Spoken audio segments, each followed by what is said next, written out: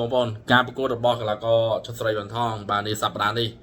និយាយទៅបើសិនជាវ៉ាន់ថងគាត់ប្រហែលបាទអាចនឹងប្រហោបាទអាចនឹងមានវាសនាដោយទៅនឹងកីឡាករបាទឃីបូរ៉ាអញ្ចឹងបងប្អូនបាទយើងមិននឹកស្មានទេបាទកីឡាករជនជាតិឡាវម្នាក់នេះដែលមានឈ្មោះថាដៃណងប៊ូនេះវាធ្វើឲ្យឃីបូរ៉ារាប់បាទប៉ុន្តែលទ្ធផលបានត្រឹមស្មើទេបងប្អូនបាទប៉ុន្តែគេធ្វើឲ្យបូរ៉ាធ្វើឲ្យញាកតារាប់ឃីមបូរ៉ាបានបាទអញ្ចឹងលើកនេះមកប៉ះជាមួយនឹងឈុតស្រីវ៉ាន់ថងបាទដូចខ្ញុំនិយាយពីដើមអញ្ចឹងបើសិនជាឈុតស្រីវ៉ាន់ថងបាទហ៊ានតែប្រហែសចំហពោះបាទអាចនឹងមានវាសនាដូចឃីមបូរ៉ាអញ្ចឹងបងប្អូនបាទអញ្ចឹងវីដេអូនេះផ្ដាំទៅឈុតស្រីវ៉ាន់ថងផងបាទឲ្យប្រយ័ត្នបិទពោះផងបាទព្រោះតែកន្លែងគាត់ដែរនាំ4នេះតាមជំនាញមកគាត់គឺគាត់ចាក់ជង្គង់បាទมันក្រោមពីកីឡាករ2ទៅ3នាក់ទេដែលសន្លប់ក្រោមជង្គង់របស់កីឡាករជនជាតិឡាវដែលមានឈ្មោះថាដៃណងប៊ូនេះបាទ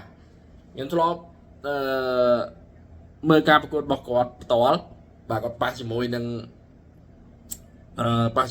កូឡាំងកូស៊ីមបាទមកជង្គង់បងប្អូនណាបាទមិននៅទេបាទចុងដង្ហើមបាទអញ្ចឹងកីឡាករនេះជាកីឡាករមួយដែលបាទគ្រោះថ្នាក់បាទល្អជង្គង់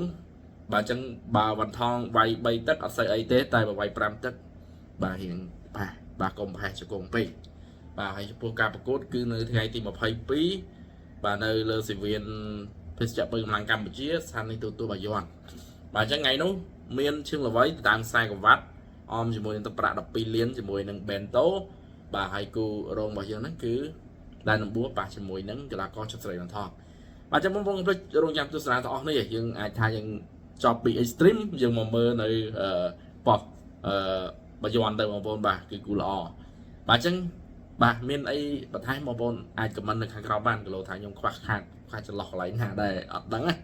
បាទអរគុណបាទ